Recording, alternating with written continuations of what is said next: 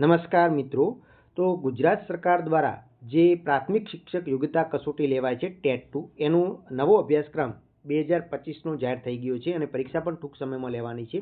તો આપણે જોઈએ કે ટેટ 2ની અંદર કયો અભ્યાસક્રમ સુધારો થયો છે, કઈ રીતનું રહેશે, એ સંપૂર્ણ જાણકારી આ વિડીયોની અંદર આપણે મેળવવાની છે।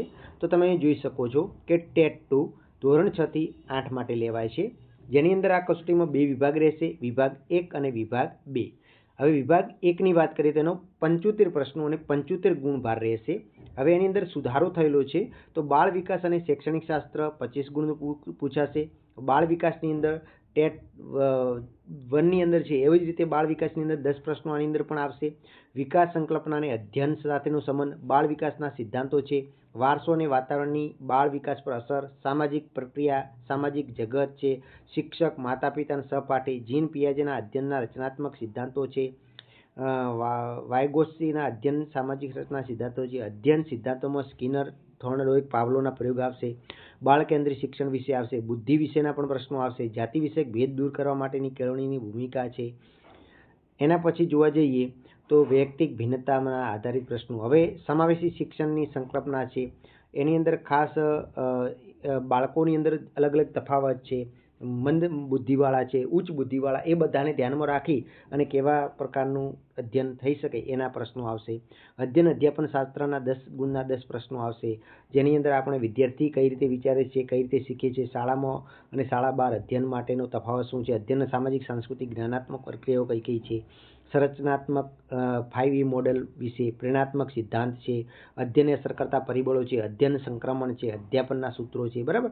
એના પછી ભાષાની વાત કરીએ તો ભાષામાં ગુજરાતી અને અંગ્રેજી 25 ગુણનું દરેક માટે ફરજિયાત છે વિભાગ એની અંદર। એની અંદર ફકરો અને ફકરા આધારિત પ્રશ્નો આવશે અને એના પછી સામાન્ય જ્ઞાન, શિક્ષણ અને વર્તમાનના પ્રવાહો જે છે એ 25 ગુણનું આવશે, જેની અંદર સામાન્ય જ્ઞાન છે, રિઝનિંગના પ્રશ્નો પણ આવી શકે છે અને વર્તમાન પ્રવાહના પ્રશ્નો પણ આવશે। હવે વિભાગ 2 છે, તમે કયા વિષયમાં આપવાના છો એ આધારિત રહેશે। જો તમારે ગણિત વિજ્ઞાન વિષયની અંદર આપવાની હોય તો ગણિત વિજ્ઞાનનું 75 ગુણનું પૂછાશે।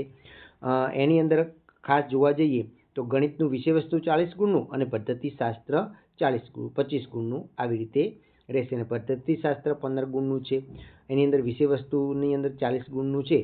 તો એની અંદર તમે જોવા જઈએ તો કયા કયા વિષય છે, ગણિતનું પદ્ધતિશાસ્ત્રમાં આટલા ટોપિક આવશે, બરાબર। આ સંપૂર્ણ PDF ફાઇલનો એક વખત તમે અભ્યાસ કરશો તો તમને વધારે ખ્યાલ આવશે। ભાષાની અંદર 4 ભાષાઓને પ્રાધાન્ય આપવામાં આવશે, 3 ભાષાઓ, 4 ભાષાઓ। ગુજરાતી ભાષાની વાત કરીએ તો તમે જોવા જઈએ તો ગુજરાતી ભાષાનું પણ 20 ગુણનું, અંગ્રેજી 20 ગુણનું, હિન્દી 20 ગુણનું અને સંસ્કૃત પણ 15 ગુણનું પૂછાશે। આ રીતે એનું પદ્ધતિશાસ્ત્ર પણ પૂછાશે। હવે આપણે સામાજિક વિજ્ઞાનની વાત કરીએ તો સામાજિક વિજ્ઞાનની અંદર પણ સામાજિક વિષય વસ્તુ જે છે 50 માર્ક્સનું પૂછાશે, સાથે સાથે એનું પદ્ધતિશાસ્ત્ર 25 માર્ક્સનું પૂછાશે। હવે આનું જે વિષય વસ્તુ 6 થી 8નું રહેશે, પણ કઠિનતા મૂલ્ય ધોરણ 12 સુધી જઈ શકે છે આ વખતે।